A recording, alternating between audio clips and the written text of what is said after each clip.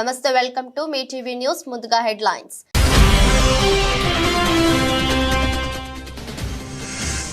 విదేశీ పర్యటన ముగించుకొని హైదరాబాద్ చేరుకున్న సీఎం రేవంత్ రెడ్డి టీం. శంషాబాద్ వద్ద ఘన స్వాగతం పలికిన పార్టీ నాయకులు, కార్యకర్తలు.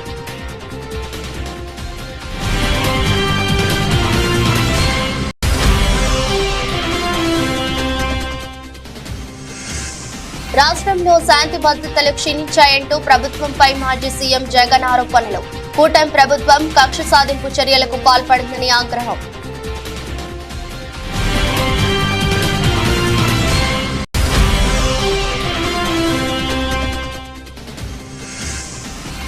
ఢిల్లీ ముఖ్యమంత్రి కేజ్రీవాల్ కు చుక్కెదురు. మధ్యంతర బెయిల్ ఇవ్వలేమన్న సుప్రీంకోర్టు.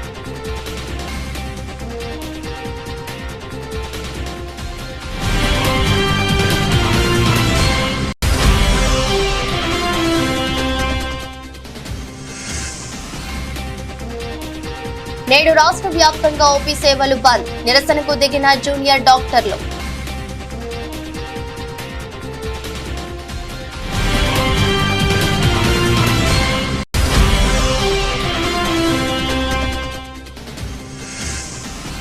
బంగ్లా ఇంగ్లాండ్ సిరీస్లకు వేదికలు మార్పు. బంగ్లాలో తొలి టీ20 గ్వాలియర్ కు తరలింపు.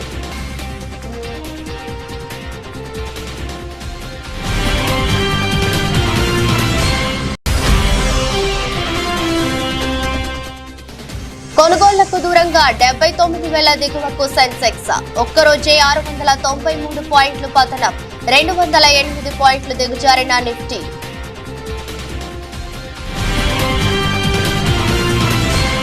అమెరికా, దక్షిణ కొరియా దేశాల్లో పర్యటనను విజయవంతంగా ముగించుకుని ముఖ్యమంత్రి రేవంత్ రెడ్డి తిరిగి హైదరాబాద్ చేరుకున్నారు. 10 రోజుల పాటు సాగిన పర్యటన పూర్తి చేసుకుని హైదరాబాద్ చేరుకున్న సందర్భంగా విమానాశ్రయంలో ఆయనకు ఎంపీలు, ఎమ్మెల్యేలు, పార్టీ శ్రేణులు పెద్ద ఎత్తున స్వాగతం పలికారు. ముఖ్యమంత్రి నేతృత్వంలో పరిశ్రమలు, ఐటీ శాఖ మంత్రి, ఇతర ఉన్నత స్థాయి అధికారుల బృందంతో సాగిన ఈ పర్యటన తెలంగాణ రాష్ట్ర ఆర్థికాభివృద్ధి, ప్రత్యక్షంగా పరోక్షంగా యువతకు ఉద్యోగ ఉపాధి కల్పనకు దోహదపడే పెట్టుబడులే లక్ష్యంగా సాగింది. 50కి పైగా రౌండ్ టేబుల్ సమావేశాలు, సదస్సులు, ముఖాముఖి సమావేశాల్లో పాల్గొని ప్రణాళికలను సమగ్రంగా వివరించారు. పెట్టుబడులకు తెలంగాణలో ఉన్న సానుకూలతలను వివరించారు.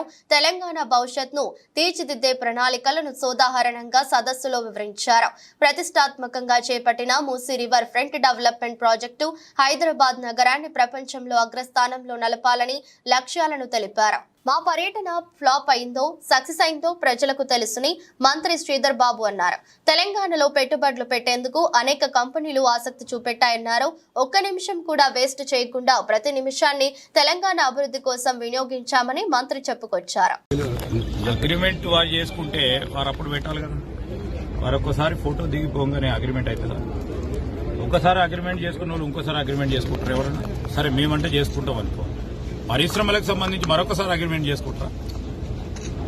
ఆ రోజు వారి పరిచయం అయినంత మాత్రాన ఆ రోజు వారికి నమ్మకం లేకుండానేమో ఈ రోజు మేము పరిచయం అయి మా ఆర్థిక విధానాలు ఈ విధంగా ఉంటాయి, మా రాష్ట్రానికి సంబంధించిన విధి విధానాలు ఈ విధంగా ఉంటాయని నమ్మకం ఇస్తే వారు ఎంఓయూలు కానీ అగ్రిమెంట్లు చేసుకోవడం జరుగుతుంది. ఇది పరిశ్రమలకు సంబంధించి విధి విధానాలు ఈ విధంగా ఉంటాయి. ఈరోజు ఎందుకు అప్పుడే ఇంకా 7 నెలలు కాకముందే అప్పుడే ఇంకా రాబోయే కాలంలో ఇంక ఈ విధంగా ఎన్నో చూస్తే ఇంకెంత భయపడటమో ఆందోళన చెందడం జరుగుతుందో కనబడతాం. మూసీ సుందరీకరణ ఎంతవరకు సక్సెస్ అయ్యింది? మూసీ సుందరీకరణకు సంబంధించి ఈరోజు ప్రపంచ బ్యాంక్ ప్రతినిధులతో వారి అధ్యక్షులతో కూడా మాట్లాడి ఈరోజు ఈ నగరానికి సంబంధించిన మూసీ నది నల్గొండ జిల్లా వరకు కూడా ఆ ప్రాంత రైతులకు కానీ ఇక్కడున్న నీటి వనరులను పెంచడానికి కానీ ఉపయోగపడే కార్యక్రమం జరుగుతుంది. ఇది కూడా ఒక ఆర్థిక ఇంజన్ గా మనం రాబోయే కాలంలో ఈ సిటీలో దాదాపు 65 కిలోమీటర్లు పూర్తి స్థాయిలో ప్రవహించే ఈ నదికి సంబంధించి రీజనరేట్ చేయాలనే ఒక ఆలోచన వారి ముందర పెట్టడం జరిగింది. వారు కూడా వరల్డ్ బ్యాంక్ సంబంధించిన ప్రతినిధులు కూడా ఒక మంచి ఆలోచన చేస్తా ఉన్నారు. దీనికి సంబంధించి కూడా మేము మా వంతు సహకారం అందించే ప్రయత్నంలో ముందుంటామని కూడా వారు చెప్పడం జరిగింది. మరి మేము మా రిపోర్ట్స్ తయారు చేయడం కానీ ఈరోజు వరల్డ్ బ్యాంకు సంబంధించి కానీ ఇతర ప్రతినిధులతో మూసీ నదిని ఏ విధంగా రీజనరేట్ చేయబోతా ఉన్నామో చెప్పి వారి సహకారం కూడా తప్పకుండా తీసుకోవడం జరుగుతుంది. Okay sir. తాను అధికారంలోకి ఉంటే పథకాలన్నీ ప్రజలకు అందేవని మాజీ ముఖ్యమంత్రి వైఎస్ జగన్ అన్నారు. రైతులు సంతోషంగా ఉండేవారని, విద్యా దీవెన, వసతి దీవెన అంది పిల్లల తల్లుల్లో ఆనందం వెళ్లి విరిసేదని పేర్కొన్నారు.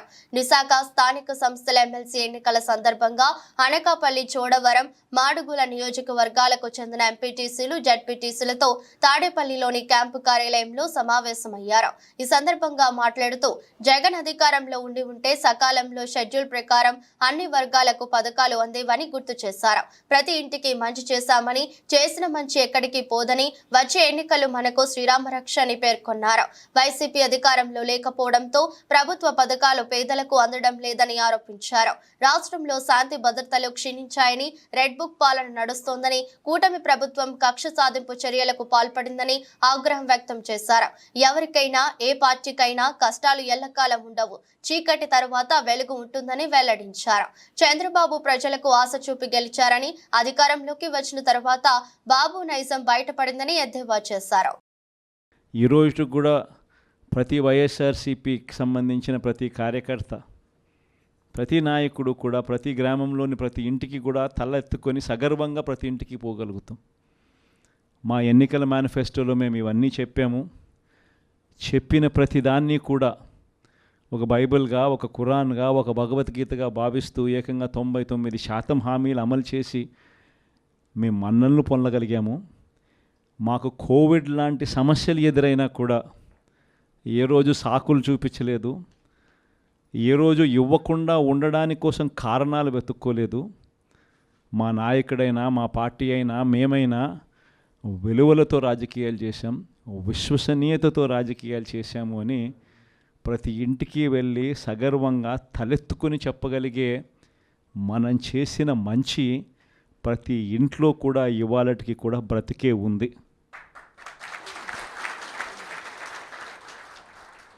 ఈ మంచి ఎక్కడికి పోలేదు. కానీ వాళ్ళు చేసిన మోసం, ప్రతి ఇంటికి వెళ్ళి ఓట్లు అడిగేటప్పుడు అక్కడ చిన్నపిల్లలు కనపడితే నీకు 15,000, నీకు 15,000, నీకు 15,000, నీకు 15,000, సంతోషమా? ఇవన్నీ మన కళ్ళ ముందన్నీ చూసినాం.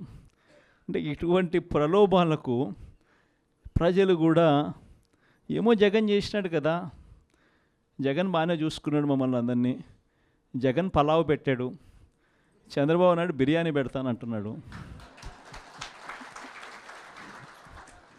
జగన్ కదా చంద్రబాబు నాయుడు వయసులో పెద్దోడు కదా, మరి జగన్ పలావ్ పెట్టినాడు అని అంటే చంద్రబాబు బిర్యానీ పెడతాడేమో అని ప్రజలందరూ కూడా కాస్త కూస్తో మోసపోయి చంద్రబాబు నాయుడు వైపున చెయ్యిపోయింది. కేవలం 2.5 నెలల్లోనే ఒక ప్రభుత్వం మీద ఇంత వ్యతిరేకత రాగలుగుతుందా అన్న ప్రశ్నకు ఏదైనా ఎగ్జాంపుల్ ఏదైనా ఉంటుంది అని అంటే అది చంద్రబాబు నాయుడు గారి ప్రభుత్వమే అని చెప్పి కూడా చెప్పచ్చు. ప్రధానమంత్రి నరేంద్ర మోదీ పిలుపు మేరకు ఏక్ పెడ్ మాకే నామ్ కార్యక్రమంలో భాగంగా మొక్కలు నాటిన మల్కాజ్గిరి పార్లమెంట్ సభ్యులు ఈటెల రాజేందర్ కుటుంబాన్ని పోషించడంలో, మంచి చెడు చూడడంలో తల్లి పాత్ర ఎంత గొప్పదో, మానవాళిని కాపాడే వృక్షాల పాత్ర కూడా అంత గొప్పదని వ్యాఖ్యానించారు. ప్రపంచం ఎంత అభివృద్ధి చెందినప్పటికీ అన్ని దేశాలు ఆందోళన చెందుతున్న అంశం గ్లోబల్ వార్మింగ్. ప్రకృతి విధ్వంసం అయిపోతుంది, ఎకలాజికల్ బ్యాలెన్స్ తప్పిపోతుంది, మనిషి మనుగడే ప్రశ్నార్థకంగా మారింది. 50 డిగ్రీలకు ఎండ తీవ్రత పెరిగిపోతుంది. ఇప్పుడున్న ఈ పరిస్థితుల్లో జీవకోటికి రక్షణ ఇచ్చేది, తల్లిలాగా కాపాడేది చెట్టు అని గుర్తించి ఇవాళ నరేంద్ర మోదీ అనేక రకాల రీఫార్మ్స్ తీసుకువచ్చారన్నారు. కుటుంబాన్ని పోషించడంలో, కుటుంబం మంచి చెడు చూడడంలో తల్లి పాత్ర ఎంత గొప్పదో, ఇవాళ సమాజాన్ని, మానవాళిని కాపాడేటువంటిది వృక్షాలు మాత్రమే. ప్రపంచవ్యాప్తంగా ఎంత అభివృద్ధి చెందినప్పటికి కూడా అన్ని దేశాలు ఆందోళన చెందుతున్న అంశం గ్లోబల్ వార్మింగ్ గురించి. ప్రకృతి విధ్వంసం అయిపోతుంది, ఎకలాజికల్ బ్యాలెన్స్ తప్పిపోతూ ఉంది, మనిషి మనడే ప్రశ్నార్థకంగా మారింది. 40 డిగ్రీలున్న ఎండ 48 డిగ్రీలకు 50 డిగ్రీలకు పెరిగిపోతూ ఉంది. ఇప్పుడున్న ఈ పరిస్థితుల్లో జీవకోటికి రక్షణ ఇచ్చేది, తల్లిలాగా కాపాడేది చెట్టు అని చెప్పి గుర్తించి ఇవాళ నరేంద్ర మోడీ గారు అనేక రకాల రిఫార్మ్స్ తీసుకొచ్చిండ్రు. వారు ఒక పిలుపునిచ్చింది దేశ ప్రజానికానికి, ప్రతి కుటుంబం మీ అమ్మ పేరిట ఒక మొక్కను నాటండి, దాన్ని పెంచండి, ప్రకృతిని కాపాడుకోండి అని చెప్పి ఈ పిలుపు ఇచ్చిండ్రు. కంటోన్మెంట్లో వేల ఎకరాల భూములు ఉంటాయి కాబట్టి ఒక ఇంచు కూడా వేస్ట్ కాకుండా ఈ కంటోన్మెంట్లో ఉన్నటువంటి ఖాళీ జాగాలలో మొక్కలు నాటే ప్రోగ్రాం కోసం ఇవాళ శ్రీకారం చుట్టడం జరిగింది. దీన్ని గొప్పగా అందిపుచ్చుకొని కొనసాగించాలని చెప్పి ప్రజలకు విజ్ఞప్తి చేస్తున్నారు. కేసీఆర్ కమిషన్ల కోసమే డిజైన్లు మార్చారు, ప్లేస్ మార్చారు అని అంటున్నారు. మరి మీరు డిజైన్ చేసిన రాజీవ్ సాగర్ వేలేరుపాడులో ఉంది. ఇప్పుడు ఆ వేలేరుపాడు ఆంధ్రలో ఉంది. తెలంగాణ ప్రభుత్వం ఆంధ్రలో వెళ్లి ప్రాజెక్టు కట్టదు కదా అని ఎమ్మెల్సీ తాతా మధు ప్రశ్నించారు. ఈ విషయమై ఆయన మాట్లాడుతూ కాంట్రాక్టర్లతో కుమ్మక్కై ప్రాజెక్టు కాస్ట్ పెంచారని మాట్లాడుతున్నారు. మీరు ప్రాజెక్టు డిజైన్ చేసినప్పుడు అక్కడ భూమి విలువ ఎంత, స్టీల్ సిమెంట్ కాస్ట్ ఎంత, ల్యాండ్ ప్రాసిక్యూర్మెంట్ ఎంత రేటు పెరిగింది అంటూ ధ్వజమెత్తారు. సీతారామ ప్రాజెక్టుకి అన్ని పర్మిషన్లు మేమే తెచ్చామని మంత్రి ఉత్తమ్ కుమార్ రెడ్డి మాట్లాడుతున్నారు. అతను సోయ ఉండి మాట్లాడుతున్నారో, సోయ లేక మాట్లాడుతున్నారో అర్థం కావడం లేదని విమర్శించారు. అవినీతి కోసం డిజైన్లు మార్చారు, ప్లేస్ మార్చారు. మరి వాళ్ళకు ఉండాలిగా ఆలోచన. వారు కూడా రాష్ట్రానికి ఒక ఉప ముఖ్యమంత్రి కూడా, ఆయన మంత్రిగా ఉన్నాడు, కేంద్రంలో కూడా పనిచేసి వచ్చాడు. ఎందుకు మార్చాల్సి వచ్చింది? మీరు చేసిన రాజీవ్ సాగరు ఎక్కడ మీరు డిజైన్ చేసింది? వేలేరుపాడులో. వేలేరుపాడు ఇప్పుడు తెలంగాణలో ఉందా? ఆంధ్రాకి వెళ్ళిపోయింది అది. మరి తెలంగాణ ప్రభుత్వం ఏర్పడ్డాక, తెలంగాణ రాష్ట్రం వచ్చినాక వెళ్ళి పాత డిజైన్ ప్రకారం వేలేరుపాడులో ప్రాజెక్టు కట్టలే వరకు ఆ విషయం తెలుసు కదా. మీరిచ్చేదేమో వాళ్ళు 3 లక్షల ఎకరాలకు డిజైన్ చేశారు, ఏది కాంగ్రెస్ ప్రభుత్వం. కానీ కేసీఆర్ గారు 6,74,000 ఎకరాలకు డిజైన్ చేయించారు. ప్రాజెక్టు కాస్ట్ పెంచారు, కాంట్రాక్టర్తో కమ్మక్కు కట్టడానికి అంటారు. మీ ప్రాజెక్టు మీరు డిజైన్ చేసినప్పుడు అక్కడున్న భూమి విలువ ఎంత, కాలువలు తవ్వడానికి ఆ భూమి మీరు మొబిలైజేషన్కి కావలసిన డబ్బు ఎంత, స్టీల్ రేట్ ఎంత పెరిగింది, సిమెంట్ రేట్ ఎంత పెరిగింది, ల్యాండ్ ప్రొక్యూర్మెంట్కి ఎంత రేటు పెరిగింది. ఇవాళ పాలేరు భక్త రామదాస్ కట్టకముందు 50,000, 60,000, ₹1,00,000 భూమి ఉండేది. ఇవాళ ఎవరైనా ఇస్తారండి? ఇవాళ 25 లక్షల రూపాయలు తక్కువ ఎక్కడ పాలేరులో లేదు. నేను చెప్పడం కాదు, స్వయంగా ఆనాడు మంత్రిగా ఉన్న తుమ్మల నాగేశ్వర గారు చెప్పిన విషయం ఇది. నేను గుర్తు చేస్తా ఉన్నా మీడియా ద్వారా. ఆ రోజు 50,000 ఉన్న భూమిని 10,000, 20,000 గవర్నమెంట్ రేటుకి మీరు ల్యాండ్ ప్రొక్యూర్మెంట్ చేసేవాళ్ళు ప్రభుత్వ అవసరాల కోసం. ఇవాళ 25 లక్షలు ఉన్న భూమిని ప్రభుత్వం ఎంత పే చేయాల్సి వస్తుంది రైతులకు మీ అందరికీ తెలుసు. రాష్ట్ర వ్యాప్తంగా ఇవాళ ఓపీ సేవలను బహిష్కరిస్తున్నట్లు జూనియర్ డాక్టర్లు ప్రకటించారు. కోల్కతాలో జూనియర్ డాక్టర్ పై అత్యాచార ఘటనను నిరసిస్తూ బుధవారం ఓపీ సేవలకు దూరంగా ఉండనున్నట్లు జూడాలు తమ ప్రకటనలో పేర్కొన్నారు. ఈ మేరకు ప్రభుత్వానికి నోటీసులు అందజేశారు. దాంతో ఇవాళ ప్రభుత్వ ఆసుపత్రుల్లో వైద్య సేవలకు అంతరాయం కలిగే అవకాశం ఉంది. ఈ నేపథ్యంలో అధికారులు ప్రత్యామ్నాయ ఏర్పాట్లు చేస్తున్నారు. కోల్కతాలో యువ వైద్యురాలి అత్యాచార ఘటన దేశాన్ని కుదిపేస్తోంది. వైద్యురాలిపై అత్యాచారానికి తెగబడిన కామాంధుడు అత్యంత పాశవికంగా వ్యవహరించాడు. బాధితురాలి మర్మాంగాలు, కళ్ళు, నోటి నుంచి రక్తస్రావం, మెడ, కాళ్ళు, చేతులు, గోళ్లకు గాయాలైనట్లు పోస్టుమార్టం నివేదికలో వెల్లడైంది. ఇది ఆత్మహత్య కాదని, ఖచ్చితంగా లైంగిక దాడి చేసి చంపేశాడని పోలీసులు పేర్కొన్నారు. ఈ కేసులో సంజయ్ రాయ్ అనే వ్యక్తిని పోలీసులు ఇప్పటికే అరెస్ట్ చేశారు. అనుబంధ వాలంటీర్ గా పనిచేస్తున్న నిందితుడు తన పోకిరి చేష్టలతో తరచూ సదరు వైద్యురాలని ఇబ్బందులకు గురి చేసేవాడని పోలీసుల విచారణలో తెలిసిందే. కాగా వైద్యురాలి అత్యాచారాన్ని నిరసిస్తూ దేశవ్యాప్తంగా ఆందోళనలు కొనసాగుతున్నాయి. బాధితురాలికి న్యాయం జరగాలని డిమాండ్తో సోమవారం దేశవ్యాప్తంగా వైద్య సేవలు నిలిపివేశారు. దేశంలోని అనేక నగరాల్లోని పలు ఆసుపత్రుల్లో ఓపీ సేవలు నిలిచిపోయాయి. అయితే అత్యవసర సేవలకు మాత్రం వైద్యులు మినహాయింపు ఇచ్చారు. Gandhi stands with Gandhi stands with Gandhi stands with We want justice. We want justice. We want justice. We want justice. Justice delayed.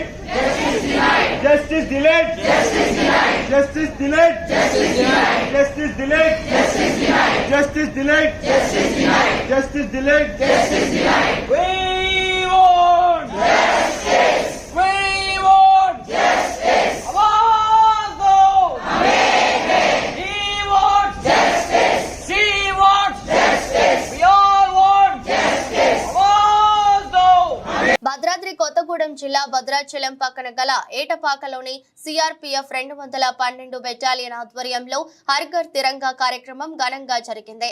రేపు జరగనున్న స్వాతంత్ర దినోత్సవాన్ని పురస్కరించుకుని ఈ రోజు హర్ ఘర్ తిరంగా కార్యక్రమాన్ని నిర్వహించారు. ముందుగా సిఆర్పీఎఫ్ క్యాంపు వద్ద కమాండెంట్ దీపక్ కుమార్ శ్రీవాత్సవ్ జాతీయ జెండా ఊపి ర్యాలీ నిర్వహించారు.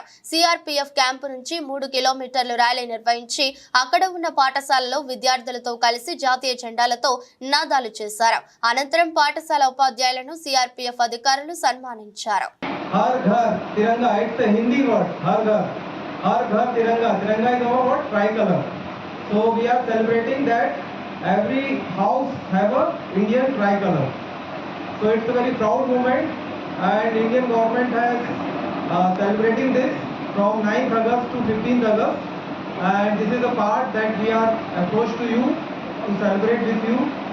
Okay, so it's very big moment. Indian independence we will celebrating on tomorrow, but this campaigning is celebrating in whole week, and we should proud of our Indian struggle, the freedom fighter who struggled for Indian independence, and I think all of us born in this independence era, I think so. So, and what we must recognize their struggle, sacrifice, and many more things. So this Tiranga is the symbol of what unity and pride of our nation. So we are representing many parts of India, North India, South India. Many cultural differences are there, but in by this celebrating the freedom festivals, we are showing our unity and togetherness. So I request all of you to celebrate this festival very joy and happiness. And you know, this Tiranga is what we are adopting since independence. We have very restrictions for hosting it because of its dignity and decorum and respect. But after fighting some court judgment, or we received the court judgment, we have now every Indian citizen can host their Indian flag in their house. So it's a very big and proud moment, and we should appreciate it, and we should respect it, and it generates a deep sense of patriotism among ourselves. Ambapuram AgriGold వ్యవహారంలో ACB అధికారులు మాజీ మంత్రి జోగి రమేష్ తనయుడు జోగి రాజీవ్ ను arrest చేసిన సంగతి తెలిసిందే. ఈ కేసుకు సంబంధించి ఏసీబీ అదనపు ఎస్పీ సౌమ్యలత మీడియా సమావేశం నిర్వహించారు. ఈ సందర్భంగా మాట్లాడుతూ అగ్రిగోల్డ్ భూముల వ్యవహారంలో జోగి రమేష్ పాత్ర ఉన్నట్లు నిర్ధారణ అయితే ఆయనపైన కేసు నమోదు చేస్తామని స్పష్టం చేశారు. అగ్రిగోల్డ్ భూముల వ్యవహారంలో అవకతవకలు జరిగాయని తెలిపారు. ఈ కేసులో జోగి రాజీవ్ ను సర్వేయర్ రమేష్ ను అరెస్టు చేశామని చెప్పారు. అగ్రిగోల్డ్ భూముల సర్వే నెంబరును మార్చారని, పీసీ యాక్ట్ కింద కేసులు నమోదు చేశామని వెల్లడించారు. అంటే ఎంఆర్ఓ గారికి వాళ్ళు ఇందులో ఏంటి జరిగింది, అసలు సర్వే ఎలా రెక్టిఫికేషన్ జరిగింది అని వాళ్ళు అడిగారు. దాని మీద ఎంఆర్ఓ గారు ఒక రిపోర్ట్ ఇచ్చారు. ఆ రిపోర్ట్ ని మాకు ఇందులో ఎంఆర్ఓ గారు ఇచ్చిన రిపోర్ట్ లో వీళ్ళందరూ ఇన్వాల్వ్మెంట్ ఉంది, వీళ్ళందరూ పబ్లిక్ సర్వెంట్స్ కాబట్టి ఏసీబీ డీల్ చేసి ఎంక్వైరీ చేసి డీల్ చేస్తే సబ్మిట్ చేశారు. ఆ రిపోర్ట్ మీద డీజీ గారు మాకు ఫర్దర్ గా ఎంక్వైరీ కండక్ట్ చేసి దీని మీద ప్రొసీడ్ అవ్వమని మాకు పంపించడం జరిగింది. దాని మీద మేము ఎంక్వైరీ చేసి ప్రైమరీ ఆఫీసర్ ప్రూవ్ అయిన తర్వాత కేసు రిజిస్టర్ చేస్తాం. దాని మీద ప్రొసీడ్ అవుతున్నాం. అంటే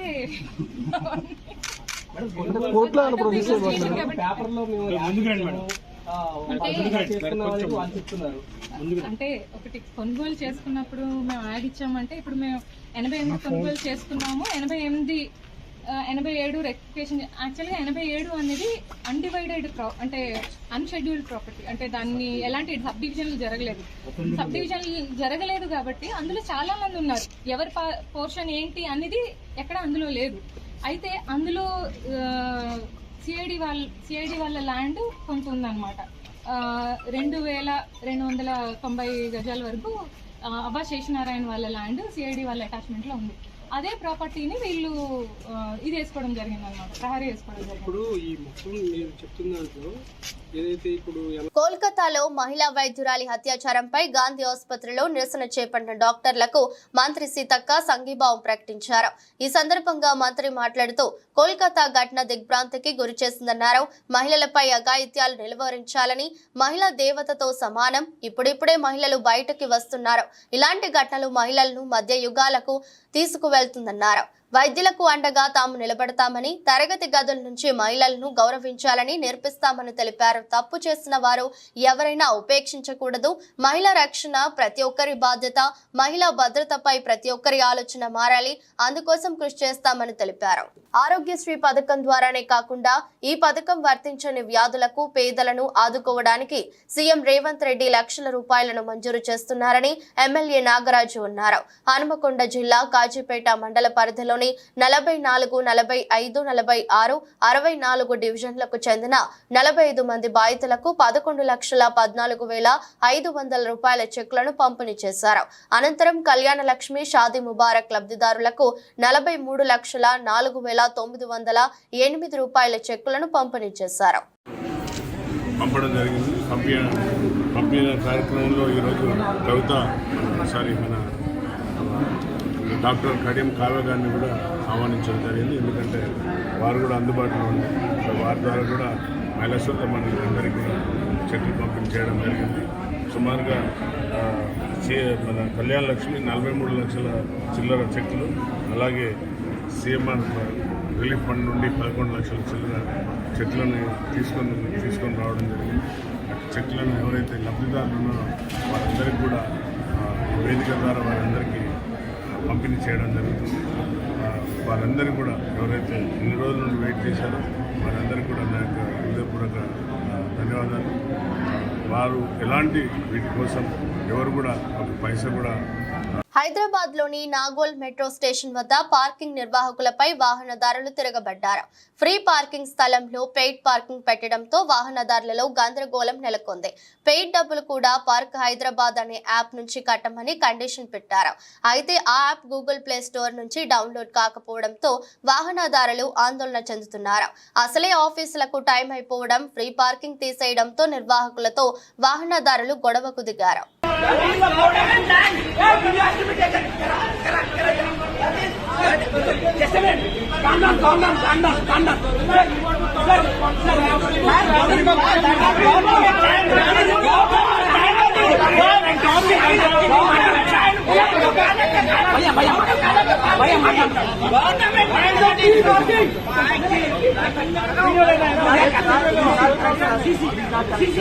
All of a sudden these things are happening. Only the board has been picked. There is no information in PR. And the quantum is what they are charging, which is very much too much. And the people who are traveling from such a long distance, they are not even getting the seat. To be frank, I will wait, every day I will wait 20 minutes. It is not only my problem, everyone. All the entrance will be active. We are the people who are paying the tax. There are big people who are not paying the tax. There is lots of black money there. Proper tax is happening. And even to the slab rates we are paying the tax. ఒకటి అడుగుతా, ఈ నుంచి last తెచ్చుకోనికి 1 hour journey, ఆ నుంచి ర్యాపిడో పెట్టుకుని పోతే 1.5 hour పోతుంది. మాకు ట్రావెలింగ్ కి 3 అవర్స్ పోతుంది. 9 అవర్స్ ఆఫ్ డ్యూటీ అంటే మళ్ళీ మళ్ళీ ఎక్స్ట్రా 1 అవర్ మళ్ళీ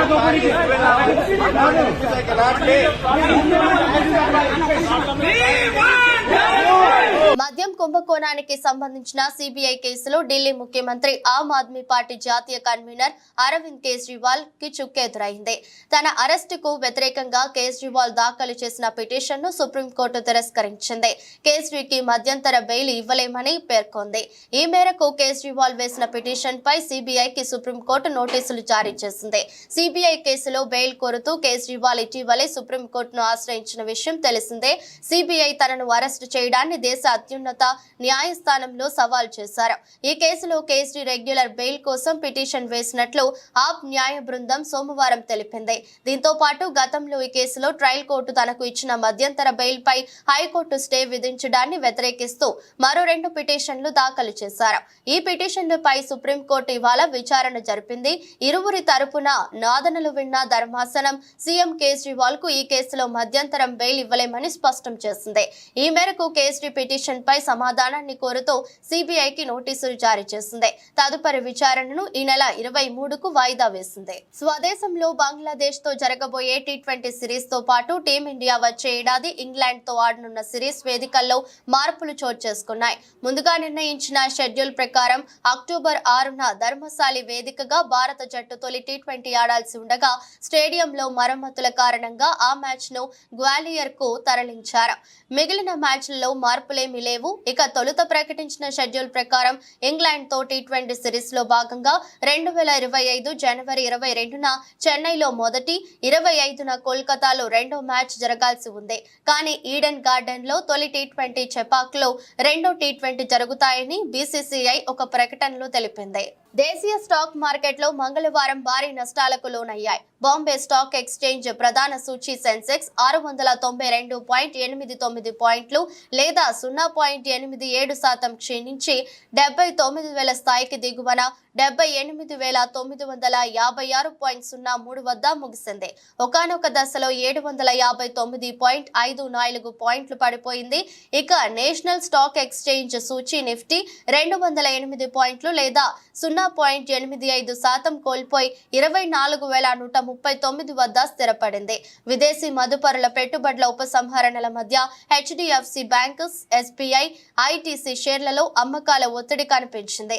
హెచ్డిఎఫ్సి బ్యాంక్ షేర్ విలువ అత్యధికంగా 3% పైగా పడింది. కమాండిటీ, బ్యాంకింగ్, ఫైనాన్షియల్ స్టాక్స్ ను ఇన్వెస్టర్లు దూరం పెట్టారు. 1.84% నుంచి 1.45% మేర కోల్పోయాయి. మెటల్, సర్వీసెస్, క్యాపిటల్ గూడ్స్ షేర్లు మదుపర్లను ఆకట్టుకోలేకపోయాయి. 1.37% నుంచి 0.84% మేర పడిపోయాయి. అలాగే BSc small cap 1.16%, mid cap 0.98% తగ్గాయి. నిజానికి ఈక్విటీ మార్కెట్లు ఉదయం ఆరంభంలో స్వల్ప నష్టాలతోనే మొదలయ్యాయి. అయితే సమయం గడుస్తున్న కొద్దీ నష్టాలు పెరుగుతూ పోయాయి. జూలై నెలలో రిటైల్ ద్రవ్యోల్బణం ఆకర్షణీయ స్థాయిలో తగ్గుముఖం పట్టిన జూన్ నెలలో పారిశ్రామికోత్పత్తి సూచీ పతనం కావడం మార్కెట్ సెంటిమెంట్ ను దెబ్బతీస్తుంది. వార్తలు ముగించే ముందు మరోసారి హెడ్లైన్స్.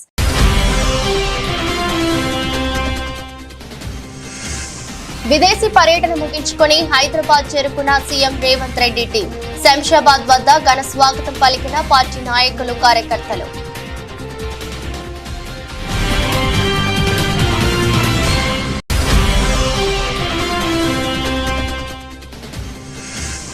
రాష్ట్రంలో శాంతి భద్రతలు క్షీణించాయంటూ ప్రభుత్వంపై మాజీ సీఎం జగన్ ఆరోపణలు. కూటమి ప్రభుత్వం కక్ష సాధింపు చర్యలకు పాల్పడిందని ఆగ్రహం.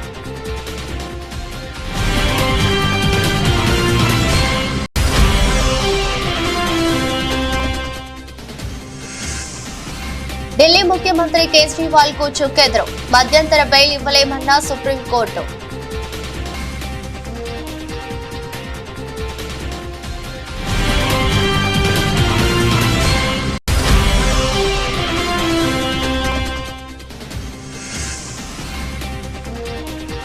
నేడు రాష్ట్ర వ్యాప్తంగా ఓపీ సేవలు బంద్. నిరసనకు దిగిన జూనియర్ డాక్టర్లు.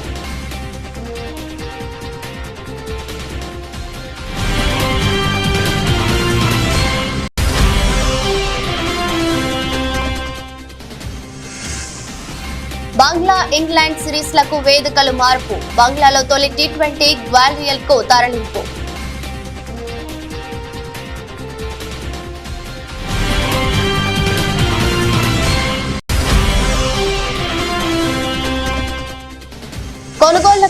వేగంగా 79,000 దిగువకు సెన్సెక్స్ ఒక్కరోజే 693 పాయింట్లు పతనం 208 పాయింట్లు దిగజారిన నిఫ్టీ.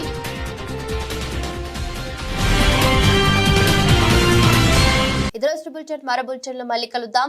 అంతవరకు సెలవు. నమస్కారం.